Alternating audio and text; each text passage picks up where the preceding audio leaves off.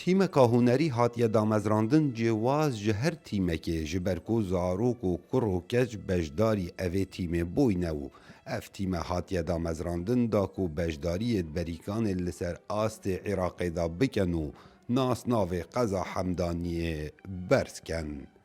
Helbet di nava evê tîmê da çi cêwaziyek navbera zaro û kur û keçan da nahêt edîtin.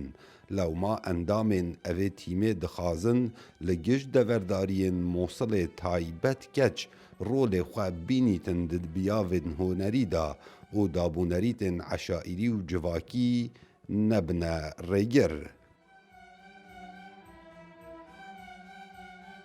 دائما أي بنت تريد هر دم هر کچه کارکی بکد دی توشی گرفتا بد دناف جواکی و مالباتا خوده لی دی گلوی چنده جی اگر او کچیا بردام بد راستا دی آستان کفن رکاوی لی بلی دی گهتا آرمانجا خواه.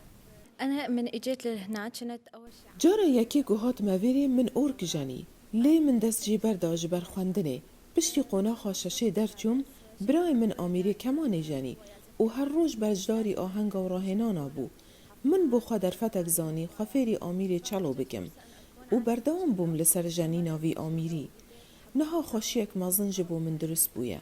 اكيد نتمنى بێگومان ئەم دخوازین لە پاشە ڕۆژێ ئەم موزیکژەنێن بناو و دەنگ بین و دەنگی مە بگەهتە هەمی جیهانی و بەشداریە دی مهرەجانی نفنەتەوەیدا بکەین ئەم دخوازین ئامیرە بۆمە بێن دابینکردن و هەروەسا هەوڵێن تایبەت بێگومان دێ بۆمە ببە هۆکارێک ئەم کاری خوا باشتر ئەنجام بدەین.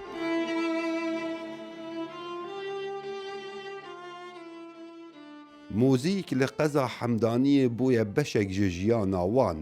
Lewma bi damezrandina evê tîmê şiyanên zarok û kur û keçên deverê dihêne berçavkirin.